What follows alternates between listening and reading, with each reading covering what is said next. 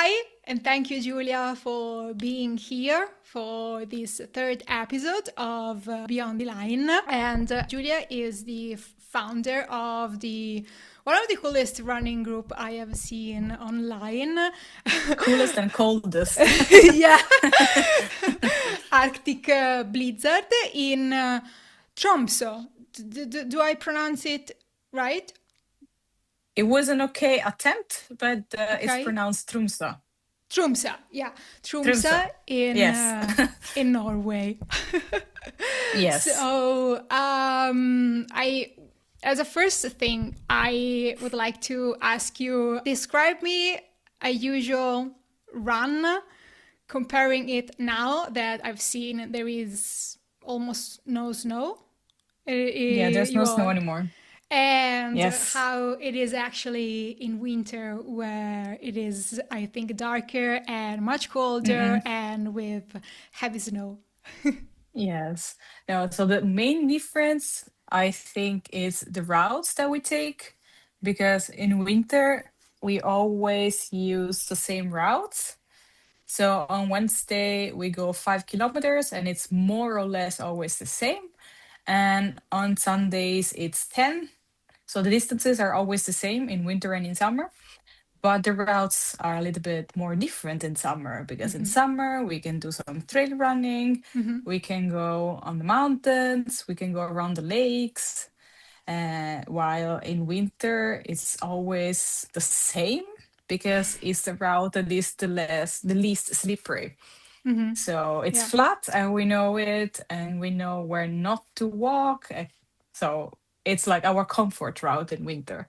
Uh-huh. But also, something that is different in winter is that when we start our run, we need to arrive, I don't know, maximum 5 minutes earlier to the meeting point, because otherwise you just stand outside and it's very cold. It's freezing. Yeah.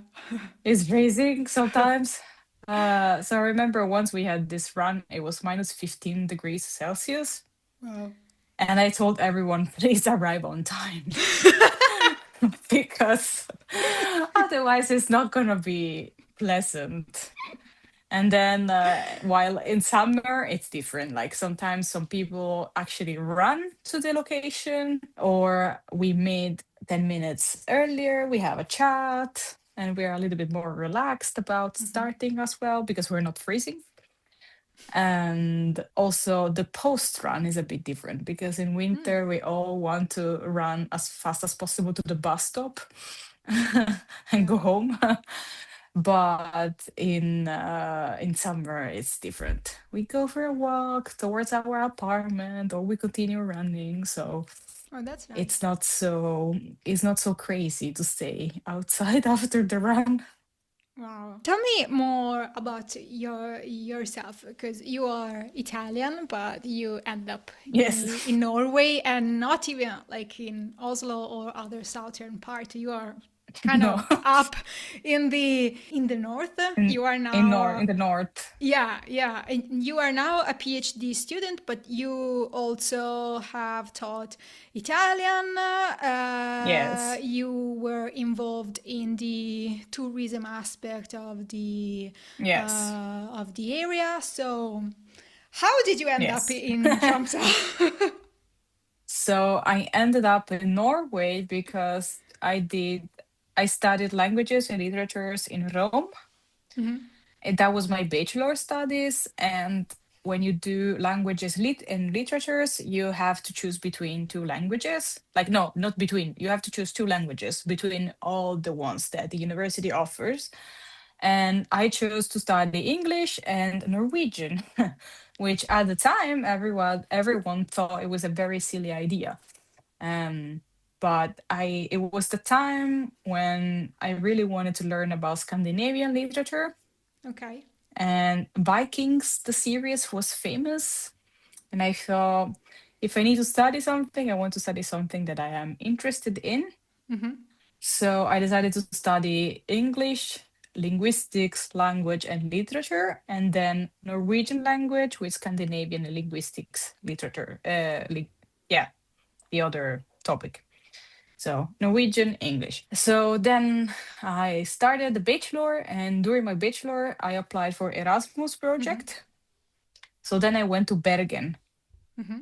for 6 months. And during my stay in Bergen, I was lucky enough to be able to travel to Tromsø for 5 days before coming back to Bergen and being kind of blocked there because Corona arrived. Mm-hmm. Okay. So, because I traveled there in 2020 in January, in 2020 February, I went to Tromsø, and then when Mm-hmm. it was March 2020, everything got shut down. So I was still in Bergen until the end of June. Then I came back to Italy. I graduated, and I applied for the master in Tromsø because I really liked my Norwegian experience. I wanted to go back to Norway. I love the nature. I love the lifestyle. I wanted to keep learning Norwegian because during my bachelor, I was not really able to speak Norwegian. Uh-huh. Oh, okay. So I thought, okay, let's try to do a master. And I applied to masters in Bergen.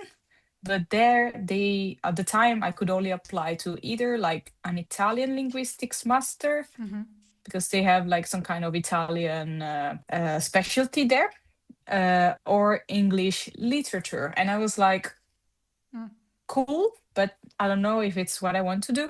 And then in Tromsø, I saw they had this master that is more, we call it applied linguistics because it's called English acquisition and multilingualism, but it's not inherently like about English. It's about how people learn languages, for example. So we had subjects like first language acquisition, that is kids, second language acquisition, multilingualism, and for example, we also had one subject that was quantitative methods in linguistics.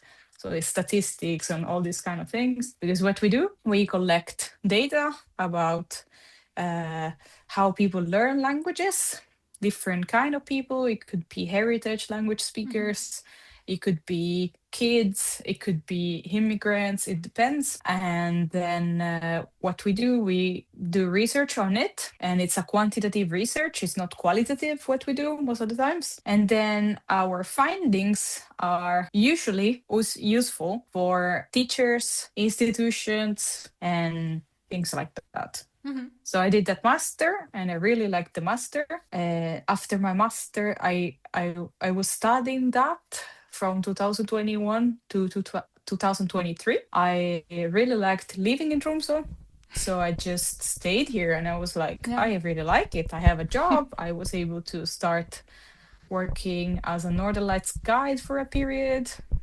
Then That I is cool. went, yeah, that was very cool because I was kind of at the beginning I was helping, then I got the upgrade in a way. Mm-hmm. And then I started working in the same company, but as a desk and operation manager. So I was in the back off, not back office, I was actually at the front desk, but Fantastic. yeah, I Mm-hmm. was more like operations. And I also at one point changed job, still in tourism. So I was working for another company that is not an agency where you go and book tours while you're in Tromsø, but it's Mm-hmm. like an agency that prepare like it's called destination management company. So it's like you're expert in a destination that you maybe want to go to. And we were working B2B, so it means like business to business Mm-hmm. for other agencies. But then during all these experiences that I had in tourism, I was going to conferences with the data that I collected from my master thesis, and I'm writing an article with my supervisors from my master thesis. And then when they opened this position in Tromsø because they had the money for it, I was like, "That's my position actually," because Okay. it was my niche, Mm-hmm. and yeah. So there It were was the right a lot of time. things, yeah, it was a lot of things that happened at the same time. And then they kind of reached out to me. They were like, did you see the opening? So there were a lot of things happening, and Uh-huh. it was the right moment. Yeah. Mm-hmm. So then I started the PhD.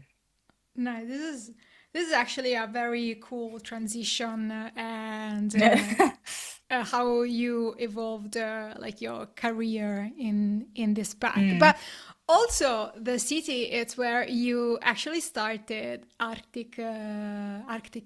Blizzard. So yes. when did you came up with the idea? Because I also So read that it is the only English speaking running group currently. yes, yeah.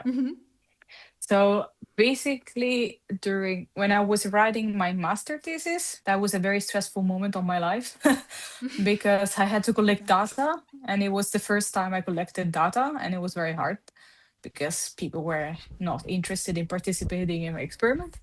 So what happened is that I had a deadline, and during this time, it was like April, May, I was very stressed. And then, but the weather was getting better. After you live here the winter is dark. It's still beautiful, but it's dark and it's cold.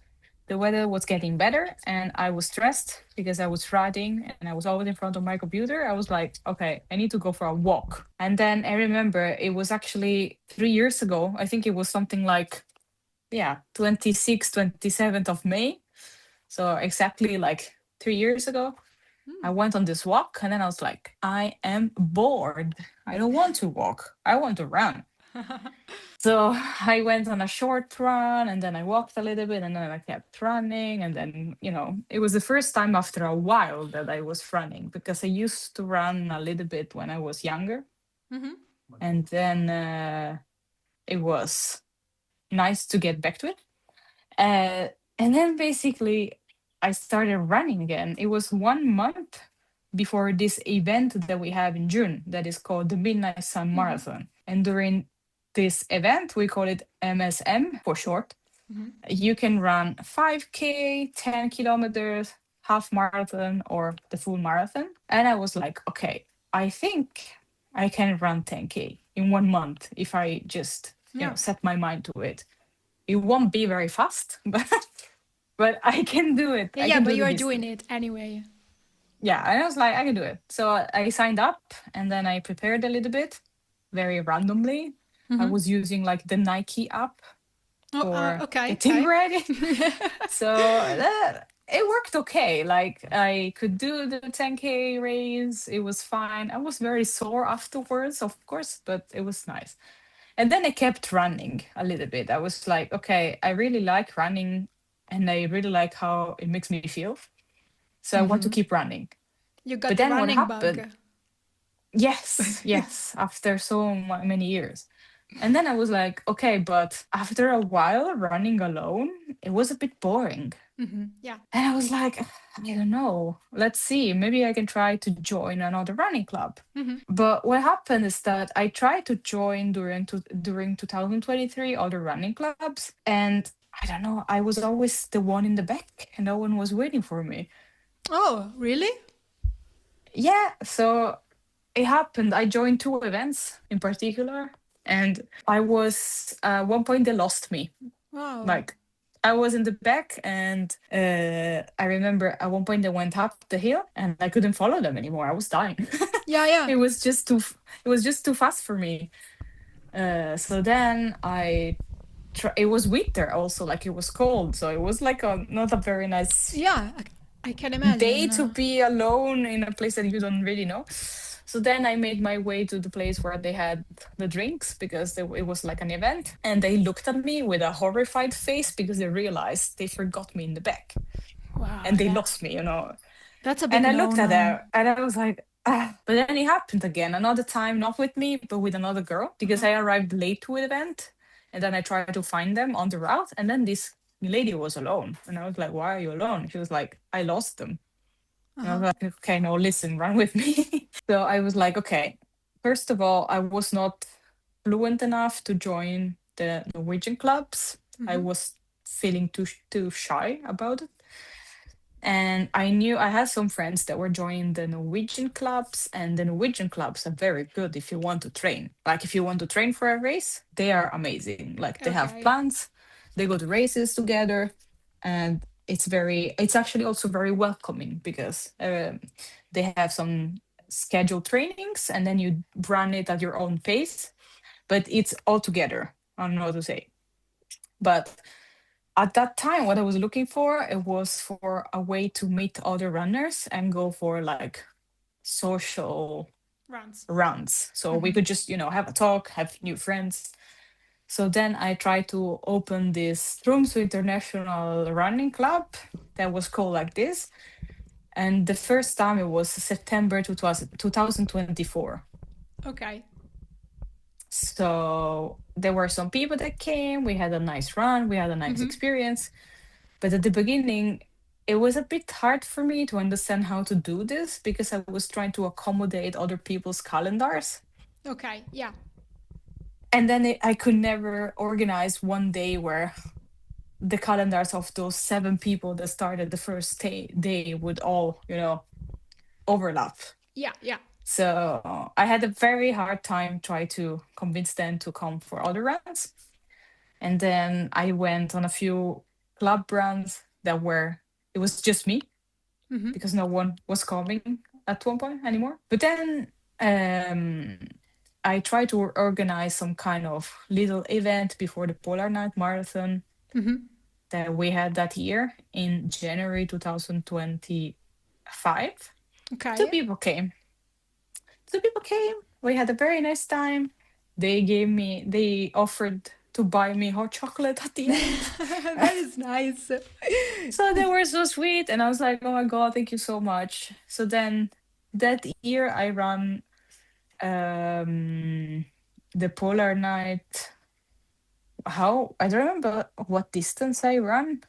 I think I ran the half marathon. That was my first half marathon ever. And it was not a good race because I didn't prepare very well. I was not motivated to run alone in the winter. Yeah. So then I was like, no, listen, I need to lock in and try to get people to join this club. Yes. Yeah. So the first thing that I did, I started going on runs even alone and take pictures of the routes because it was a beautiful time of the year. It was January. We have the Polar Night. And I went on Canva, I designed a logo, and I was like, I need to call it another way because the other name is not appealing at all. So then I remember like I was writing in this group chat that I had with some friends, and I was like, I don't know how to call it, please help me. And we were brainstorming, and I was like, I have no idea how to call this group. And then I don't even remember how we came up, like Arctic Blizzard, something like that. But then I thought, this is cool. I like it. That is actually a very cool name. Because I was like, this is actually what the weather is like in winter. Yeah, yeah. Like so many times you're outside and then there is the blizzard blowing because of where we are on the globe. Yeah, yeah. So then I found the name and I designed the logo on Canva. And what I did, I started printing stickers. So then people started coming very slowly because of Instagram. And because Strava, people were not there by, chance. They would end up on Instagram first and then on Strava. Yes. And then they would come and I would give them a little sticker and then they would start putting it on their, bottle. And then they would start telling it about their friends. Yes. And then kind of people started talking about it and more people started coming. So it is a very grassroots project. Yes, yes, it is. That's amazing. Yeah. And I always sometimes people ask me, do you make any money out of it? And I'm like, no, I just lose money. It's just sometimes I buy the stickers and I give them for free just because. And I don't monetize from it because also that's not my goal to monetize from it. It started when more and more people started coming. I think the most important thing for me was to see repeaters because there were so many people that came and they only came once and then they never came anymore for so many reasons. I don't know. Yeah, of course. Also here in Tromsø, there's a lot of people that come, maybe stay only for 6 months or for 1 year and then they go away. So sometimes people would come and not come anymore. But then the real difference, I think it was when people started coming And actually, they were coming every week, twice a week, because then the group got kind of closer. People started getting closer to each others. And then also one of the biggest, I don't know, turning points was when we started going to the cafe after all together. Yeah. Because when you're like, especially on Wednesday, we run at 6 in the afternoon. So you come after work, but then after the run, you just want to go home because you want to have dinner, and then the day after you work again. So, or Yeah. you Yeah. have your dog, you need to walk, whatever. But on Sunday, we meet at 10. So then after the race, a lot of people were like, let's go get coffee. Yeah. Yeah. Like a social event after the run. Yeah. So I think, of course, you talk to a lot of people during the run, but it's actually when you sit at the table after that you kind of get friend with them, because Yeah. Yeah. Yeah. Yeah. Yeah. It is true. you're not fighting for your life, even though we're not going so fast, like the pace is not a super fast pace. And in general, like, I despite being the leader, I'm usually like in the back of the group because I am the slowest, but they know, so they go at my pace if I am the slowest, and I just tell them where to turn, even though Yeah. they know the route by now, but they still look at me like, where should we go? Looking at the boss. Yeah, and I'm like, you know the route. When I'm not in town, like they keep Yeah. running. Yeah. It's not they're waiting for me. Like now, the events on Strava are out there, and on Instagram, I tell them the weekly runs. So it's Yes. always the same 2 days, Yeah. unless Yeah. there Yeah. is some event going on, and they know the routes. And for example, now in July, I'm not gonna be in Tromsø because I'm gonna go back to Italy for some vacation. But they're gonna keep running because they're still gonna meet every Wednesday and every Sunday. I think that But it's the one of the signs maybe that the project, the running group actually took off. Like even if you are yeah, not there, they are still showing up. yes, I think like one important day for me, it was last year. So basically, for context, in Tromsø we have two races. One in summer, that is the Midnight Sun Marathon, and it's in mid-June, normally around the longest day of the year. And then we have the Polar Night Marathon in winter. It is the exact opposite. Yeah. The, Like, it was exact going to opposite. be one of the questions, in fact. Yeah. So the Polar Night Marathon is quite different because it happens, even though it happened like during midday, it's dark. Yeah, yeah. And most of the times you're running on snow or during a snowstorm. That was the Wow. case on my first half marathon. Really? Yes. Wow. So it was a special day. But, and basically, most of us, we run on spikes. Oh, okay. Oh, okay. So we have spikes under the shoes, or we put them over the shoes. And, you need to dress in a certain way Yeah. with wool most of the times, because otherwise you would be too cold. So Midnight Sun and Polar Night, they are the races in Tromsø. And the one in summer, of course, is the one, the bright one. And last year I was like, okay, let's try to organize the shakeout run because I think it's nice. And I also don't think there's a lot of people doing it. So So you got involved with the event organizers. yeah, so I sent them an email and I was like, hey, do you mind if we organize something? They were like, yeah, just do it. But we couldn't get sponsored last year because they had a lot of things going on and there were a lot of people asking the same stuff. And I was like, okay, I think I need to take this matter into my hands. So then I contacted a lot of local producers, and I was able, through one of the local bars, Fint, to get sponsored some kombucha drinks from a local Nice. producer. Uh-huh. So we got this, it's called, how's it called? Wild Animals Kombucha. And it's actually such a cool concept. And I love their kombucha because it's kind of frizzy and it's super good to drink. And so then we got like a lot of cans of kombucha. And we got some snacks from one of our friends. She decided to bake some buns. Wow. and we got other stuff to eat. And then I was like, okay, let's see. I don't know how many people are coming, but we're gonna get this number. I put the event on Strava. I also kind of printed some flyers. Uh-huh. Then I asked another runner in Tromsø if he could help me because it's like a guide. So I was like, let's make a shakeout run where we go to in the city, we make some stops, we say something about the town. So people also like it's informative. And then it was so funny because we were preparing everything. I asked some people if they wanted to come and help me because I couldn't do it alone with the table and the drinks and everything. And then I remember like we went to the start line of the shakeout run Yeah. and there were so many people. That is cool. And one of them, like one of my friends, we were all wearing our Arctic Blizzard shirts with all blue and everything. And one of them looked at me and she was like, Julia, what did you do? There are so many people. You succeeded in a Yeah, so it very was so well cool. organized event. Yeah, it was super cool because then, like, we gave them a little speech. It was such a beautiful sunny day. And we said, we're gonna go for this amount of kilometers. And Christopher in the front was stopping and giving like a speech. And then some of us were in the back to actually make sure no one would get lost. Yeah.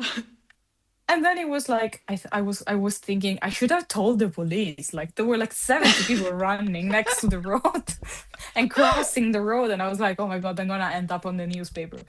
I didn't, but it Oh, was so many people. No, no newspaper, not yet at that point, but yeah.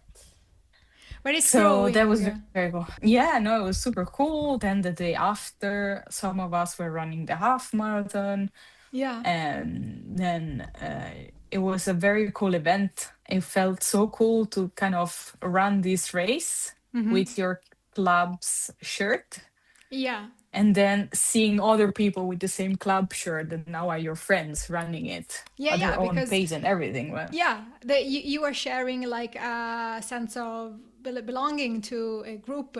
yeah, yeah, so it was super nice. And after that, we kept on running and everything, but then it was not up until the other race that we could organize another event. So then we had another Chicout run for the Polar Night. And there I really didn't know what to expect because, in general, like the number of people that participate to the winter race are Yeah. less. Okay. How many Like, participants there are in total, usually? I don't remember, but it's really not a lot. I think for the Polar Night, it's maximum 3,000 people. Oh, oh wow. I think. I thought less, to be honest. Okay. I think it's the maximum amount. I don't remember. I need to double check the numbers, but Okay. something like that. While in winter, I think last year we were 10,000, Wow. maybe less. I don't remember, but it was much, much more. Uh-huh. So Are I all thought, okay, locals or also from abroad? there's a lot of tourists in both cases, but in summer it's much more touristic in a way. Yeah, The yeah. race. So it's also kind of, I don't know, it's easier to get to run such a race because the winter one, if you live in Portugal and in December you run, under the sun, and then you need to fly to Tromsø and run on the snow and ice. It's totally different. It's a bit different. So then I didn't know what to expect. But also for the winter shakeout run, we got like around 60 people, 70 people, I don't remember. And it was such a nice event also there. We offered them hot chocolate at the end of the run. Nice. Because of course it was cold. I couldn't offer them kombucha. Yeah, yeah. It was better to have hot chocolate. So now we are getting ready to host the new shakeout run in summer. Yeah, I I saw the also don't know post. what to expect because now it's like I think also more not only running clubs but also more not shops but maybe businesses have started to try organize events.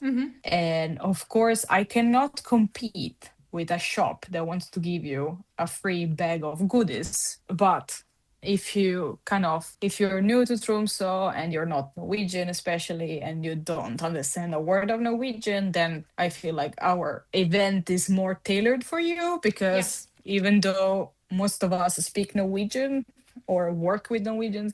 That's not the point for us. Like, it's gonna be an international group, so we're Yeah. gonna be speaking English and showing you the town as if it's your first time being in town, Yeah, right? yeah.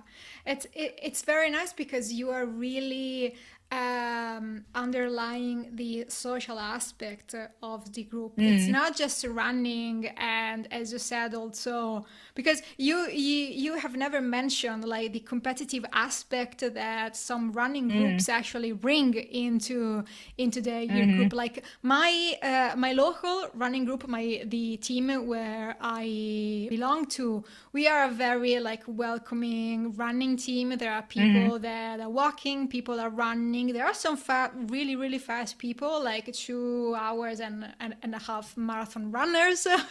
Oh But wow. yeah, but there are also like slower runners like me also, and we are actually the majority because we tend to care more about like the experience of the running Mm-hmm, together, but there are also other running groups that are more, like focused mm, on the times, being very competitive and always getting to the mm-hmm. podium.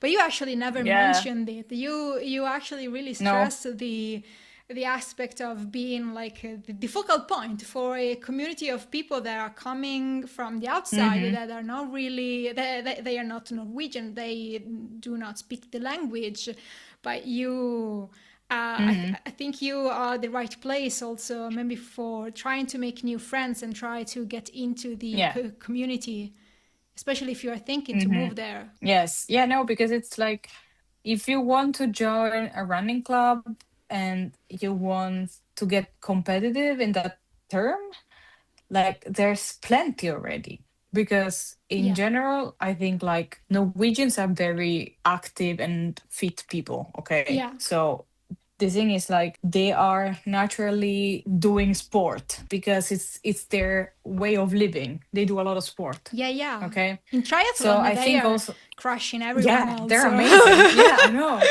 Their So I VO2 think in max is general, astonishing. so I think like in general they are amazing. And if you want to train with them, then there's like running clubs that are actually registered as, you know, how do you say, um, sport clubs like with, the ASD in Italy. yes, yeah, Okay, something like okay. that. So in Norwegian, you know to go to this website that is called Min Idrett. It's like an idrettslag. So it's like a group of, this kind of places where you can go and train, and you have it for running, you have it for swimming, you have it for everything. So then you can join one of them. There is like Tromsø Club, or there is like Northern Runners, there is Twill, there are so many of them. They are very welcoming, and you can just go train with them, and then they go together to races. And when they do local races and this kind of things, also like when they go to important marathons in the world, like they place sometimes, like they are on the podium, Yeah, yeah, right? yeah. But if you are someone like me that runs just for the sake of being in nature and wanting to have a chat with another human being, then maybe that could feel like it's not the place for you, because you don't want to run just for races. You want to run for, just being outside. So I sometimes, for example, when I train for my own races, I use the runs of the running club as my easy runs. So then I go, especially Wednesday, because Wednesday, like we call it the easy run, it's 5 kilometers and it's fairly slow for one person that maybe runs all the time. So it depends. There's people that come to the Wednesday runs, and then on their free time, they also run like Oh, very, very, very fast marathons. So it yeah, depends. yeah, yeah. But then, like, we have a WhatsApp group, for example, right? And one day I was like, listen, this Sunday I need to run 32 kilometers because I'm preparing for a marathon. Does anyone want to join me? And then maybe someone would join me from the start, someone would join me at like mid run, and Yeah, yeah, then yeah. it was still a nice run. Or, okay, tomorrow I need to run these intervals. And it is at a very specific pace because that's what I need to do, no? Obviously, It's yeah. like my homework. Does anyone want to come? And then maybe a faster person comes with me, and they're like, okay, follow me, I can kind of train with you, Yeah, but I yeah, help you train, right? Because they yes, just pays you. exactly. So That that it's could very also nice. be. And then I think like people start kind of having their own proposals. Like, oh, okay, let's this Saturday I'm gonna go on a very long bike ride. Does anyone want to come? And then other people go, and then it's amazing. I think it's Nice. super nice. Do you have any collaborators that were part of the that are part of the club and then became like helpers Yeah. or like people that are helping you managing the events or like organizing things and keeping things organized when you are not there, or is it just you? Yeah. So it's not like official, like we decided that they would kind of be helpers, but there's a few people that come since a long time. Maybe not the beginning, but it's a long time and they are very, very consistent. So they Okay. know the routes, they know how it works, they know what I do when there's new people and these Yeah, kind yeah, of yeah. things. So, for example, like when I'm sick, I normally send a message to the group and I tell them, "Hi, I'm sorry, I'm sick, I'm not coming today, but you guys can just meet." And I know that there are certain people that if they go there, then they kind of take the lead.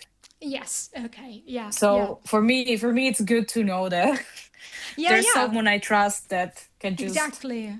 And also for the you know, longevity of the group as well. yeah. Yeah, And yeah, and also longevity of my mental health because otherwise exactly. it's just a bit Yeah. stressful sometimes. And Yes. because I was curious to know also like the technical aspect of running a running club in a city like Tromsø, which is very cold in winter. So like, Mm, what's the lowest temperature you usually run in winter? And from hmm. the safety perspective, what are like the non-negotiables that you have to keep in mind, and how do you, let's say that it's easier go running when it's nice outside, when it is Yeah. hot, and it is actually harder in winter. How do you keep also the morale high to go out and run in the blizzard? Yeah. No, okay. So one thing that's for me is mandatory in winter, and I tell everyone they need to wear a reflex. And what reflex is for us is that, in Italy, sometimes you wear this jacket that is like Yes, yellow with reflective stripes. parts. Yeah, Yeah. stripes. Here, most of the times we don't wear the whole jacket, but we only have like the stripes. It's like you attach it in the front and it looks like a Yes. harness. I don't Yeah, know how yeah. to call it. Here it's kind of it's mandatory, but it's not, which means that Okay. in winter you must wear something reflexive. And it's not me selling it, it's like the Norwegian government, because from kind of November to January we have very long periods of darkness.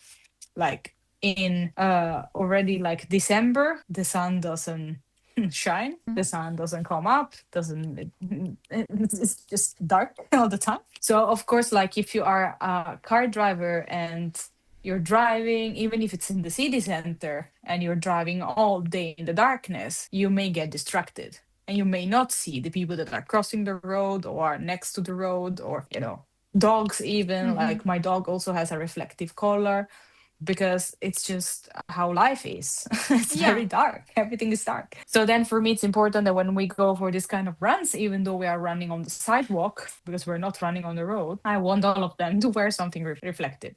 I have the harness. Even like when you go buy gear in Norway, you find reflective gear everywhere. Like I have some kind of headband that it's reflective, and my leggings have reflective details because when you buy Yeah, it yeah. here, Norwegians know. Yeah, yeah, So for obviously. me, that's important. That's crucial that it's reflective.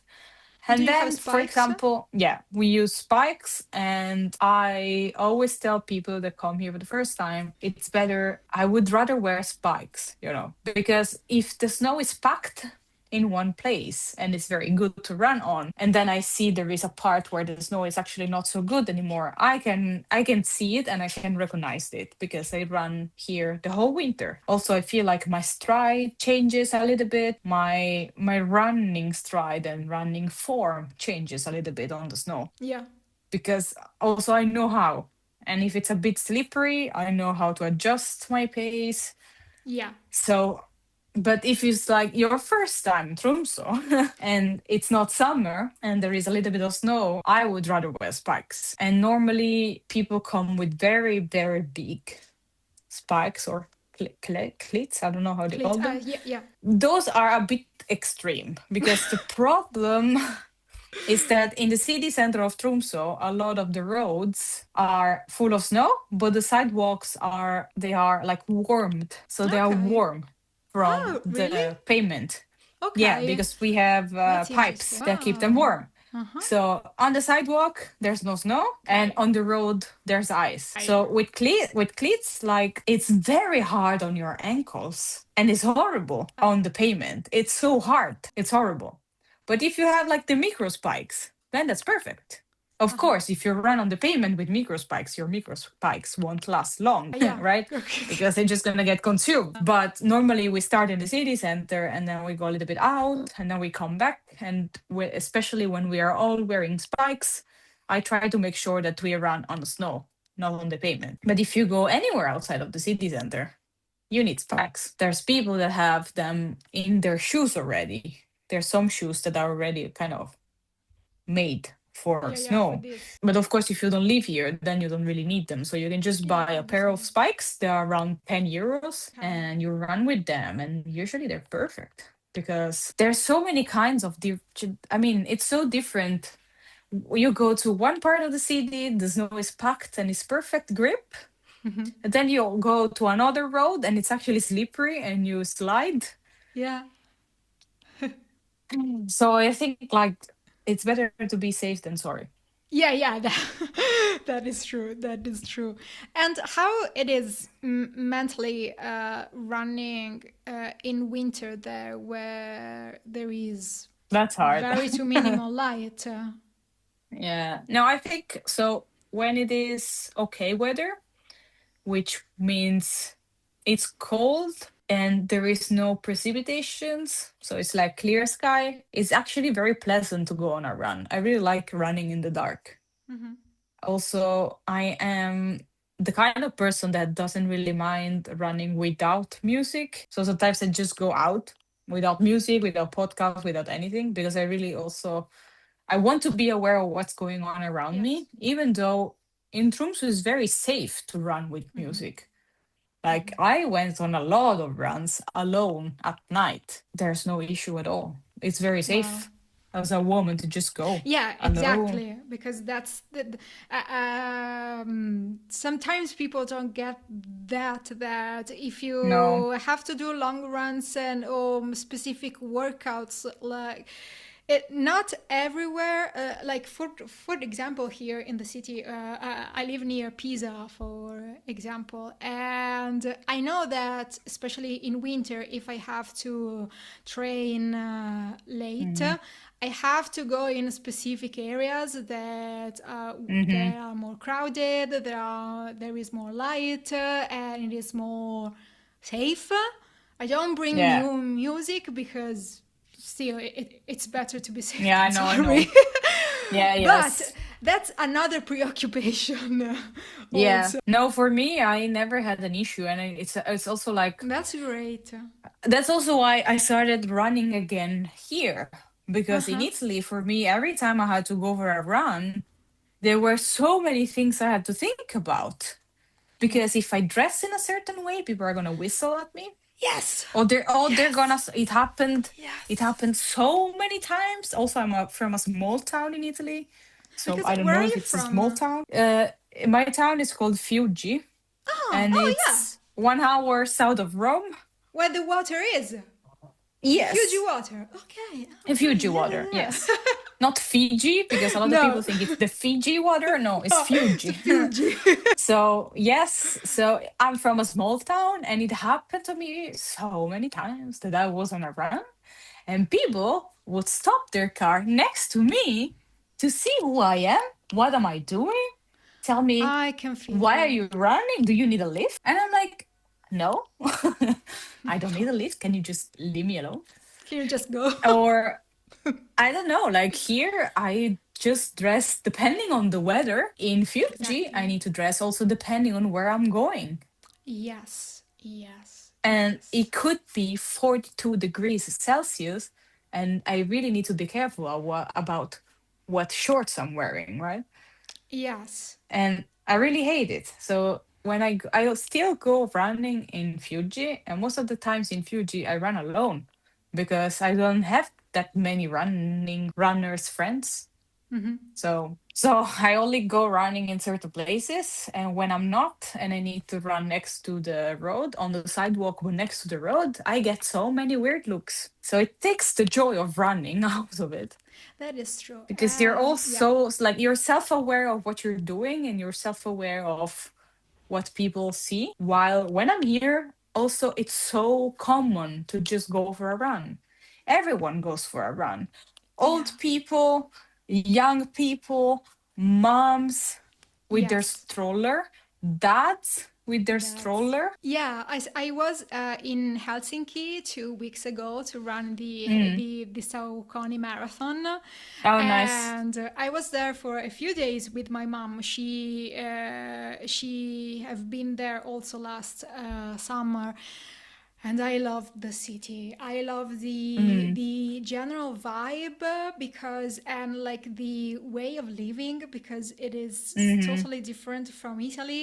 It reminded me also for some things of the time that I was living in Liverpool, Mm. where people were more like easygoing, not really paying Mm. attention to what you were doing, Yeah. running, roller skating, walking, the calmness, the safety also of the Yeah. city of Helsinki and but also the same when last year I was in Copenhagen and I was going Yeah. running at 6 a.m. Like in a port area. Everyone was minding their No, everyone own is running. Yeah, no, no. business and people of all ages are doing Yeah. some physical activity and Yes. that is great. This is why I want to get away from Italy and actually Yeah. move to the north, to Nordic countries, because the how people are living there, it's very different from here, and I feel more Mm-mm. connected to that than to here, Yeah. to be honest. No, I think like it's crazy because here they have, of course, they have this thing that they do sport in whatever kind of weather there is. Also Yeah, because if you wait for the good weather, is you're never gonna get out of your yeah, house. But it depends. Like here in summer is perfect weather. There's like 23 degrees. The sun is perfect. shining day and night. So it's Yes. amazing. And people do whatever kind of sport. And everyone is doing something. And it's very hard that you meet someone that doesn't even go to the gym. I don't know. Because I feel like when I go back to Italy and I go to the gym, everyone is like, oh, why are you training like a man? Do you want to get bulky? And I'm like, what are you even talking about? Yeah, yeah. What? And I I don't get know. the I repeat, feeling. I don't know if it's like because if I am from a small town, but even I have so many friends my age, they won't even be able to run 1 kilometer, not even in 10 minutes. And I'm like, even walking in Italy is hard for people. Everyone takes their own car. That is true. And for me, it got a little crazy when I moved back for the summer, for example, to Italy, because I was like, okay, we need to go to this place. And it's okay, let's just imagine it's a good weather day. So it's not raining, it's sunny, but it's not too hot. We have plenty of time because it's Saturday. And I say, okay, this place is just 1 kilometer away. We can just walk. We go for a very nice walk. And everyone is like, no, there is a parking lot there. Let's just take the car. And then, of course, when you ask them to come for a little run with you, short slow run. They're like, no, I will never do it because I never ran one day in my life. Yeah, And if yeah. you tell people here, for them, it's not possible. They're like, what are you talking about? It can't be possible. Yeah, yeah, And then I'm yeah. like, yeah, Because one thing is like being in a big town. Like I did university in Milan, and I lived there mm, for like 12 years. I didn't have a car yeah, there because it's crazy yeah, expensive to own a car yeah, there, and I was just walking all around the city. But because you can do that, but when you are like in a small village in a small place, yeah. you just do not really walk that much. You actually are taking a No, car a lot because maybe also transportation sucks. yeah. So yeah, it's very, very different. And in those countries, you are really eager to get out and be active and be in nature Mm-mm. also. And I can see from your eyes that you are actually they actually lit up when you are talking about Yeah, because it's amazing. the the whole environment there. Yeah. So No, that I is mean, it's cool. just that was the thing that made me move here because I was Mm-hmm. not in Tromsø from the beginning. I was in Bergen first. Mm-hmm. And Bergen is a bigger city. Yeah. Like, I think Tromsø is 80,000 inhabitants. Okay. Bergen, I think, is 200,000, something like that. So Okay. it's much It's way bigger, right? bigger. Yeah. But I remember one of the first days that I was living here, I was looking outside of the window, and Bergen is the most rainy day in Europe. More than Edinburgh, more than the Huh. whole of Scotland, is the most rainy city. Wow. Yeah, Didn't it's the know most that. rainy city with the most rainy days in Europe. And people were just going for a run. They were just commuting back from work with their bicycle. Yeah, like when I And I was was like, living in Liverpool, it was the same. yeah. And then I told people in Italy, they're like, oh no, that's crazy. They must be sick all the time. No, they're not. Because there is no bad weather, there is just bad clothing. Yes. I mean, there is also very bad weather because I can assure you there's Yeah, also bad yeah. weather. But I don't know, it's different. It's different. And no one really cares. And I don't know, in terms of sport, it's easy. Like for me, it was kind of easy to find people that could join my running club Mm-hmm.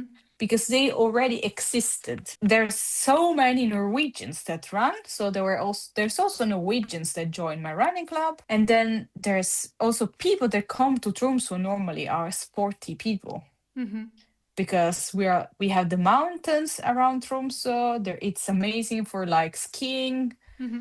In summer is amazing for trail running Yeah, I bet. and Mm-hmm. hiking in general. So there's people that come here for that. But I know some of my friends, they have started and they are trying to get people to run from like in my hometown. And they went on the first 2, 3 runs. There was someone, and now it kind of slowly declined because I don't know. I don't know if it's because now it's a while since I'm not living in Italy anymore. So I don't know if like my friends there they also kind of struggle with their working hours Yeah, yeah. because working hours in Italy are longer, so that is for sure, Yeah, that is than in very Norway. different, right? Yeah, than Yeah, yeah. I mean, in Norway, like the full-time hours are not 40, they are 35.7, no, 37.5. So in general, like it's a shorter working week, but everyone prioritizes kind of sport when it's possible. So there's a lot of people now that I work at the university that after the lunch break, if they can, they go to the gym and then they come back to work. yeah. Or if it's a very beautiful sunny day, you get out of your office if you don't have a special important meeting, of course, Yeah, or yeah, a yeah. deadline. You just You get out of your office mhm. 1 hour earlier. You're gonna work another hour another day. And even if you don't, no one is gonna die. So, of course, it depends a lot on what you work on. Because, Obviously of the course, if you're type a of job. doctor, you cannot do it. No, yeah, yeah. There are jobs like especially in the service industry or like other things where you Yeah. obviously have Like if you are in specific a bar, hours. it's not like you can Yeah, close the bar 1 hour earlier. So yeah, yeah, I yeah. am privileged enough to kind of have this kind of flexibility. But I also think that the whole Norwegian system is built for you to enjoy your free time. Yeah, I am hearing that a lot, and even just being like in Finland and just for a few days, I really could sense that. And Mm. I was curious to ask you, in in these years running Arctic Blizzard, what have you learned about yourself through this project, that it's not a project anymore, Mm. it's a full established Yeah. Running club. running club. And also in like how doing sport in Norway has shaped you compared to when you were living in Italy. I think in Italy I was doing sport. I don't know if also it was because I was a little bit younger also. I was doing sport mostly to fit into certain beauty standards. So I felt like I was run because in Italy I used to run.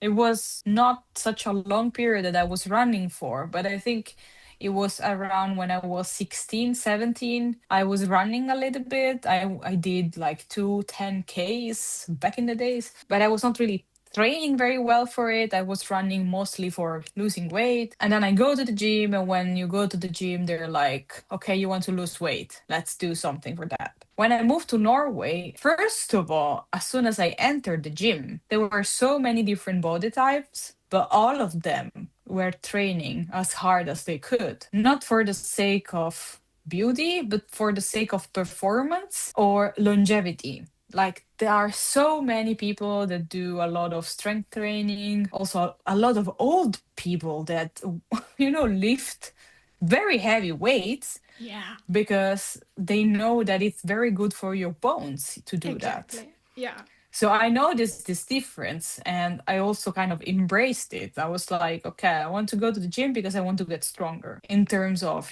bones and everything, and muscles and everything else. So already in the gym, I could see there is a different way of how people train. I think also like most of the gyms in Italy, when you go, of course, not all of them, but I would go. And then just because I'm a woman, they were like, you need to train in a certain way because otherwise you're going to get masculine. So yeah, that was the thing. But here, I saw so many strong women training, and they look all amazing, and they look so strong and powerful. And I was like, I want to be like them. I want to be strong and powerful. So it was So then kind I of had kind of inspirational. yeah, I had this kind of switch, and I was like, okay, let's do like that. And then running in general, here there's so many trails you can run on, and everyone runs, so no one looks at you in a weird way if you do. There's so many people that when, for example, especially this time of the year when it's actually very nice. It's springy, there's no snow anymore. After work, they have a backpack, they put their stuff there and they just run home. That's And it's so cool. So, yeah. when it's rush hour, there is a lot of buses, there is a lot of bikes, and there is a lot of runners on the road. That's So, nice. and yeah, no, it's everything is very accessible in terms of trails. You can also go in the mountains, and here in Yeah. Norway, wherever you are in the mountains, you have phone connection. Oh wow. So that is very important for them, and it's very convenient for you Yeah, yeah, because if obviously. you are sometimes it happened to me like couple more than a couple times, but I went hiking alone, and Wow. my family in Italy would be like, no, you should never go to the mountains Yeah. alone. Yeah. But I was like, it's a mountain that I know. I've been there before. Also, I don't do very hard hikes because I'm a bit afraid of heights. So I normally go on easy hikes. And my phone is working all the time. So I Wow. can call Yeah, yeah, all the yeah. streams that we have. We can drink water from it because the water is very clean. So if I run out of water, I know there's a lot of streams in this area, so I just put my water bottle in the stream and take water. So So accessibility it has different forms there. yes, yeah. Also the doctors, they kind of have a different way of looking at sport because I remember like when I used to maybe have a little bit of back pain because I did something wrong. then in Italy, normally they tell you to stop and not do anything for a month, right? Well, here, their approach is a bit different. They're like, no, keep moving and keep exercising. And for them, movement is life in a Yeah, way. yeah, it's very important. Yeah, yeah. So there's a lot of jokes about Norwegian doctors that when you're sick, they tell you go for a walk and take some paracetamol, which is most of the times the case, but not all the time.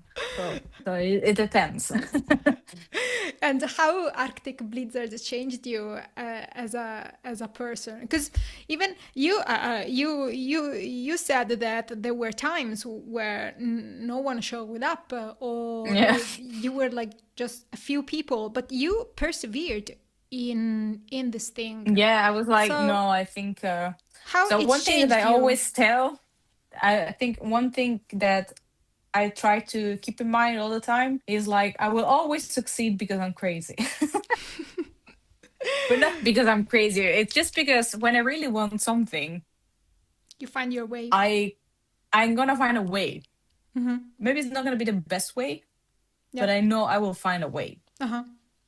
And when people were not joining in the beginning, I was like, "Oh, come on, nobody's joining. What can I do?" But I think like I am quite flexible. So I was thinking, okay, they're not coming. Maybe they cannot find the group. Why cannot they find the group? Let's change the name. And then I was like, okay, let's try on Instagram. So I don't know. I think like it helps me is it kind of also had to teach me to be flexible, but also kind of I have to know what I want to do because at the Mm-hmm. beginning people were not showing up because I was giving them too much choice, right?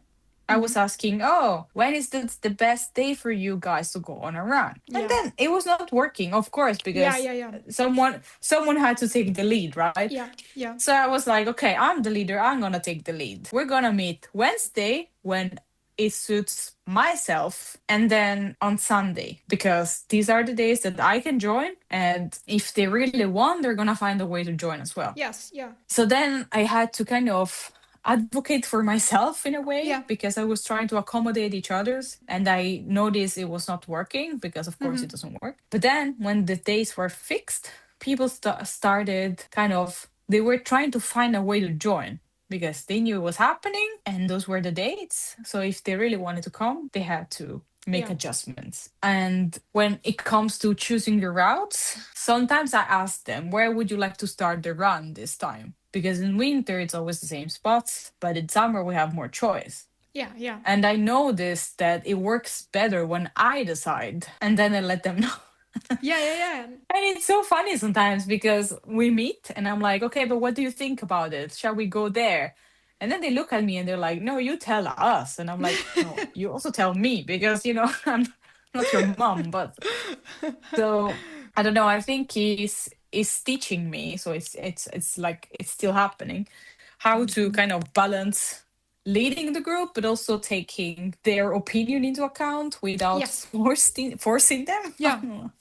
Because yeah, they're like, oh yeah, that's a good idea, but Mm-hmm. then they don't really do it. So I think like unless I tell them, okay, Alex, tomorrow you tell me where we run because you're gonna have to decide, it has to be me. Yeah. The beauty of being involved in sport, leading a running group, is that you also grow as a person. You are learning more Mm, things about yourself, things that you maybe didn't know. Like I've always been active, but I've never been as involved into doing sport like I've been in the mm, past 2 to 3 years.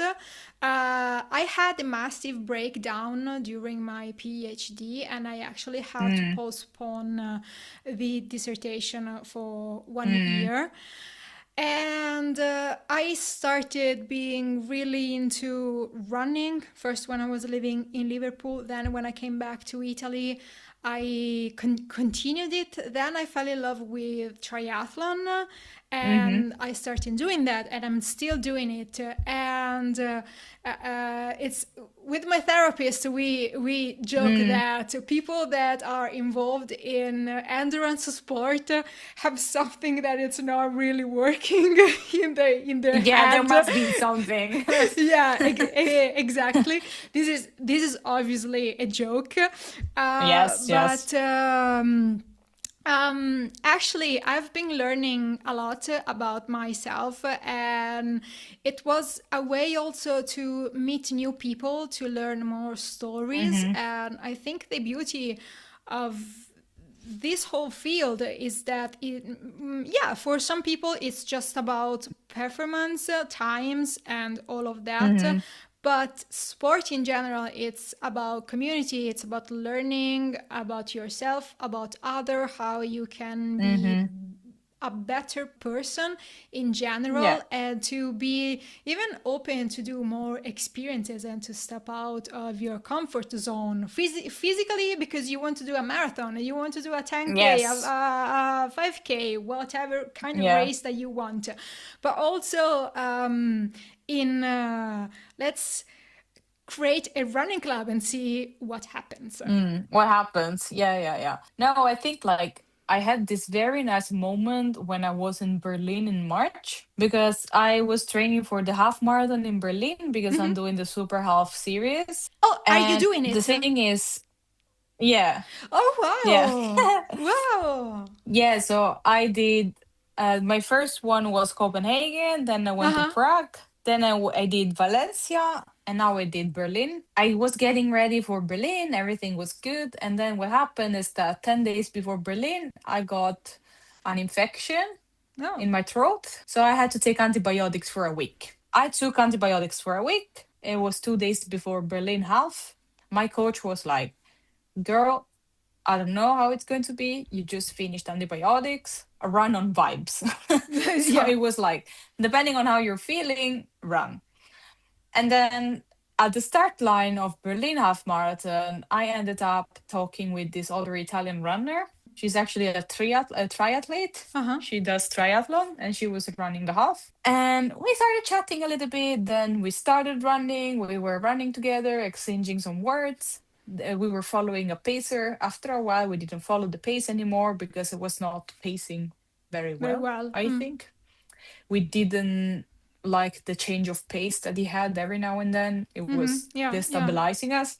So then I looked at her, she looked at me, we were like, let's just go on our own. But then we actually ran together. Nice. And we were running together, we had the same pace, we were chatting every now and then. And then we just kind of got separated at kilometer 16 Mm-hmm. because that is when she wanted to push more.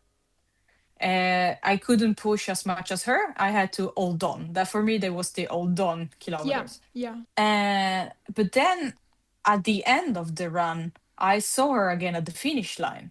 And then I don't know, it felt like just because of that run, we've been knowing each other's for since our life, like for the whole Yeah, our whole yeah. life. It was such a cool shared experience to Yes. run a race together, and we Yeah. were like at our limits because we were trying to go, you know, at a pace that is not a comfort pace because we were actually racing it. And then we were encouraging each other's. She was telling me, no, let's go, 1 kilometer at a time. Yeah. And I was a bit tired because of the antibiotics. And But then you in the push end, through. both of us did like our personal best. So I absolutely was not expecting that because I was not feeling so good the days before. But then during the race, I was feeling amazing. And we had this shared moment during the race that it was just so nice. And I think like people that don't do this kind of endurance sports, they cannot understand it until they do it. Yes, Maybe it not is. even only endurance sport. Like my sister used to do like karate for Oh, at a wow. very high level. Yeah, yeah. And I think even if you do karate and then you do it with someone else and you do the same things, then it's still kind of a very cool shared moment. And if you Yes, don't do yes. sports at all, you're never gonna understand it. Yeah, I agree. So, Yeah. so I don't know. I think it's super nice, and you create so kind of the bond that you create with people that you share this kind of experience with. It's deep. Yes. Like for my Yes. birthday this year, I was turning 28. I decided to run 28 kilometers because I'm crazy.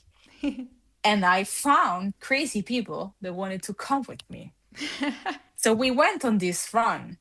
And I think it was like one of the best things that I did for my birthday ever. Because Nice. we went on this very long run. Yeah. I'm born in February, so it was winter. But the sun was shining in February. There was snow on the ground. It was Yeah. cold, but it was a nice day. That's very And cool. like I think at the beginning of of the run and at the end of the run, I was two completely different people, persons, because Yeah.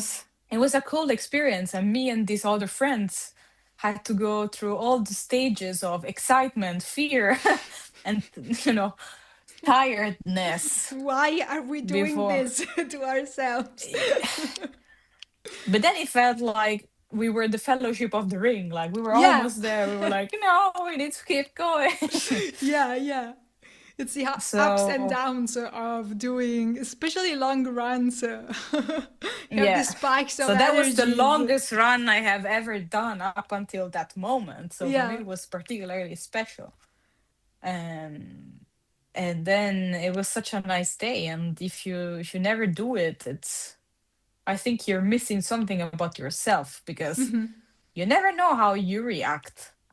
Yeah. I think like I what I learned about myself with Arctic Blitzer because it kind of pushed me to go over my limits, but also like with running in general, is like I know that I can do hard things and I am equipped. I know how to kind of overcome them. So it helps me being more confident in myself. Yes. Yes. I think at least once in your life, everyone should run not a marathon because that's a lot, but maybe even 10 kilometers. Yeah. Yeah. 10 kilometers is already a lot if you don't run. So I think that would be, but yeah, so I think like at least once in your lifetime, everyone should run at least 10 kilometers. Now, yeah, it is true because it is a learning experience in several ways, and you are growing as a person too. So yeah, no, I Yeah. totally relate to this. And where do you see Arctic Blizzard in the future? I don't know. I really would like to have more people come to the club, but it's hard because I think like when people come for only 6 months and then they go away, I need to be on top of the kind of, I don't know, the semester starting again and try to recruit people. So sometimes it's hard. I don't want to recruit a lot of people, but I want to recruit like a few that then I know they would come, Yes. because Right. that's for me how it works, that we actually become friends. You don't have to come and become my friend, like it's Yeah. not mandatory. Yeah. Yeah. Yeah. Yeah. But that's nice for us. I don't know, I think like it's cool that this kind of group exists and people can choose to come on long runs or not, and then they have their own ideas like, okay, let's go for a bike ride together, because it means that it actually works, because the main kind of goal is to connect, make people connect. But I would like maybe to be able to get someone or some even brands to sponsor us, not because I want to make money out of it, but because I think it would be cool to offer this thing for the runners, something like, I don't know, even just the I don't know, wool socks. If I could find someone that wants us to Yeah. try wool socks, then people that actually ask me, because the most asked question on my Instagram is like, how do you dress up for a winter run? So then I think it would be nice to actually have some sponsors or like some agreements where I could actually show people what I wear. But I think For me, the coolest thing would be to organize events where, for example, we go to races together. Yes, that would be very nice. Like there is a very cool race that happens the first week of June. Uh, Not in Tromsø, but it's like in another part of northern Norway. It's called the Arctic Run. Oh, yeah, yeah, I saw that. Yeah, so it happens in this place of northern Norway that is called the Vesterålen Island. Yeah. So it's between Lofoten Islands and Tromsø region, basically. And I wanted to go there with some friends, but for me, it was a little bit too many things to organize when it was actually time to look into it. Yes. But we were talking about it together today also because I was with some running people. And then we were like, it would be so cool that we, I don't know, book an apartment and we go there all together and we have a very good time. And maybe we, like, each one of us runs their own race. But, You it's are so cool starting to as a kind of, group anyway. yeah, I think it would be so cool to actually have like this shared experience of going Yes. all of us to a race together somewhere else. But I don't know. I think it takes some. I need to see how I can do this without getting burned out. Yeah, because it takes time, it takes looking into logistics and everything. But I think it is very nice that you are actually thinking about expanding it and actually structuring it in a way that you have more shared experience with your running Yeah. mates. That is actually very, very, very nice. Yeah, I wanted to like talk to some people because here we also have a lot of saunas. Yeah, And I think it would be nice to, for example, have, I don't run know, and sauna. agreements for the sauna. Yeah, this kind of things. But I think, like, because it's my hobby and it's not like my job, I Yeah. can only do it when I actually have energy to pour into it. So that depends a lot on my days. But for example, like now we're all thinking about this shakeout run. So I We are don't think like focused I on that. have much time and energy Yes. for organizing a sauna. But yeah. These are all ideas for the future. Yes. I think like at one point I will have to find not find because these people already exist, but I will have to officially give jobs to some people that run with me if they want and they like it. Yeah. Yeah, Because then obviously, it would the be more better. you are growing and the more people you are probably going to need into the group as like volunteers who are helping you organizing things. Like for example, for my running group, I'm also in the organizing committee, and like we are like 10, 7 people, and each of us it is taking care of some aspect of the group. And I really, really hope that you will succeed in doing this, in getting sponsors, in organizing more events, because yeah, there is the need of more places and groups like yours that are welcoming towards several people that are not based on, oh yeah, you can come with us because you are running a certain pace or because you are fast, but because we want to make friends, we want to know people and just share the same Yeah, hobby, like we want and to have all yeah, a good time a good together. time, fun, explore the area, the city. No, I think there's a lot of groups that I follow on Instagram, like running clubs that are huge. Yeah, yeah, Like yeah, in yeah. certain parts, like I don't know, there is the one in Malta or the one in Lisbon. They are huge. They collect so many people. I mean, Yeah. there is also the famous one in Rome. It's called Amor, I think. Yeah. And it's very cool because they have a lot of collabs with kind of, I don't know, local restaurants or local shops and this kind of things. And there are Yeah. a lot of people. But I also don't want to necessarily have this group grow too much while Yes. losing the aspect of actually being friends to each other. I don't know. Yes. Yeah, yeah, yeah, yeah. Because we I love get it. running, and that's the thing that it's gonna kind of keep us together. And I see also a lot of posts on Instagram be like, oh, running clubs are losing the, I don't know, the, what was it called? The running The part. see, yeah, yeah, yeah, yeah. I don't know how it was phrased, but it was something like, oh, running clubs are losing sight of the running part. Yes. And I'm like, it depends. Like, I know there's some running clubs, they just, it's, they meet only to flirt with each others, but also like, if they go for a run and they are fit and they keep having fun in general, like, what's wrong about that? Yes. Yeah, yeah. I don't know. We consume so much content that it's good that there is someone that kind of organizes something for you to get out and actually meet real people. So, Yes, it is. It and is I true. think that is also like where you learn that the people around you are normal people and they are running. It's not only the influencers online.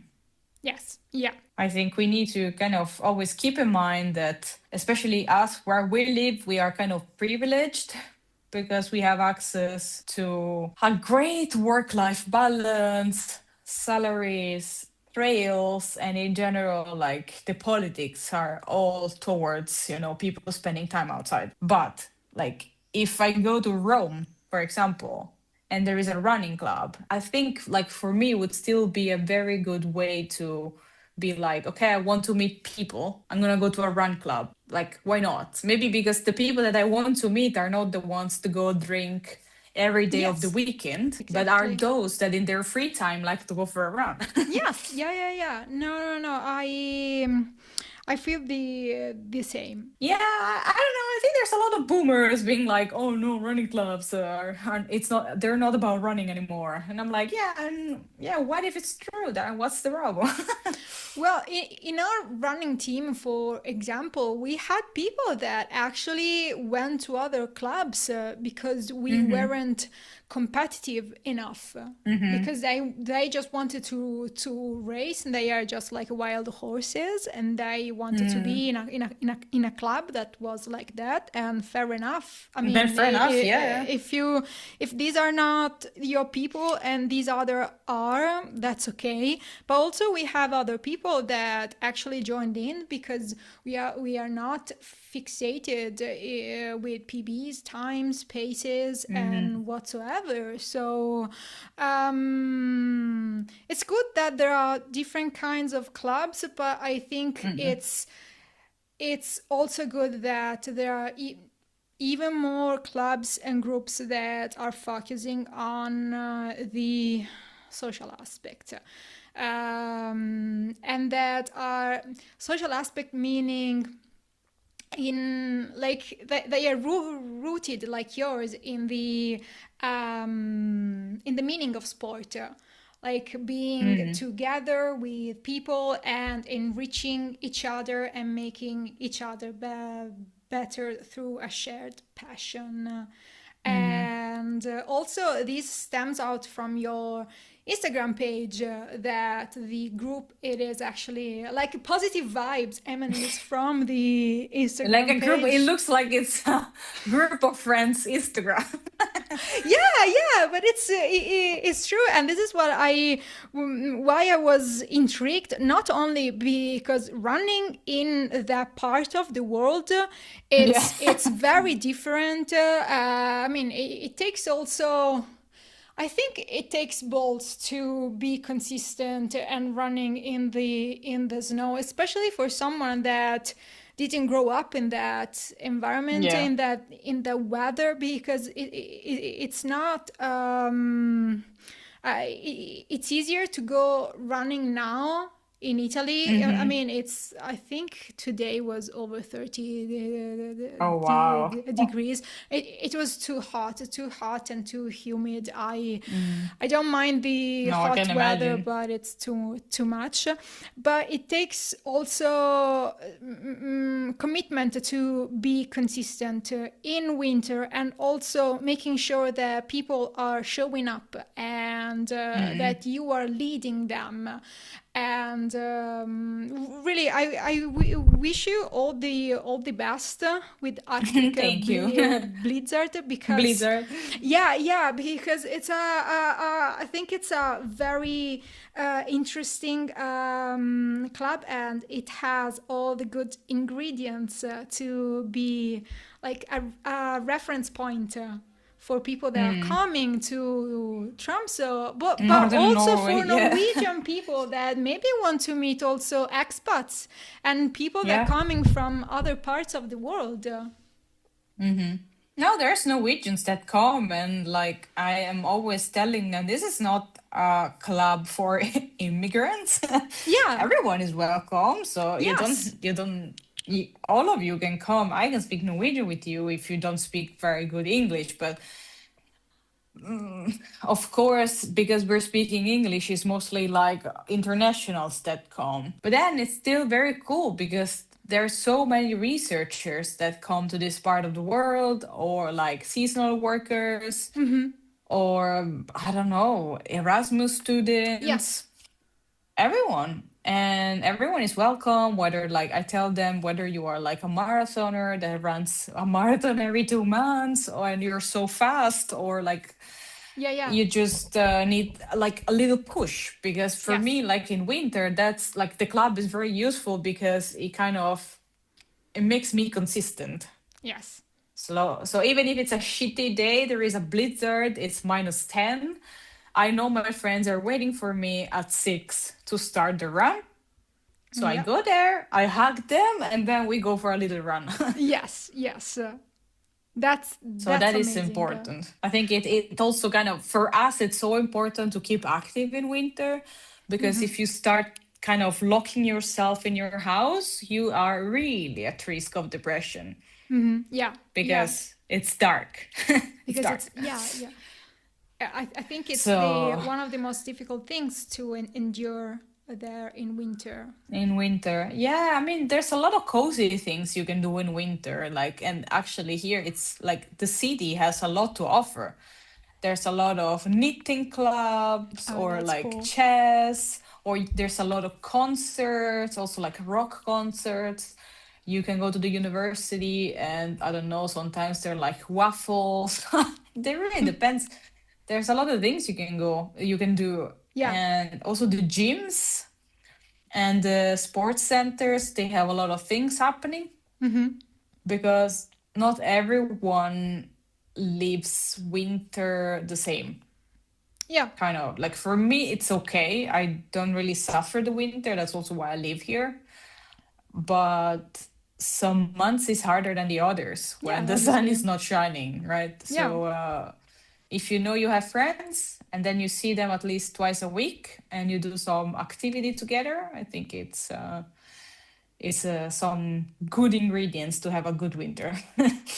That's awesome. Thank you very much, Giulia, for for your incredible story, and for telling us the origin of Arctic Blizzard, and also the ups and downs of creating a running group from scratch, and also the beauty of being into a very particular area with very different weather between winter and Yes. spring, but also how beautiful it is to actually navigating all these different elements, and also how creating a community in your own Mhm. city. Thank you very Well, much. thank you for letting me talk for 2 hours. It was very nice. And yeah, if you have more questions in the future, just let me know. Thank you very much. Bye. Bye.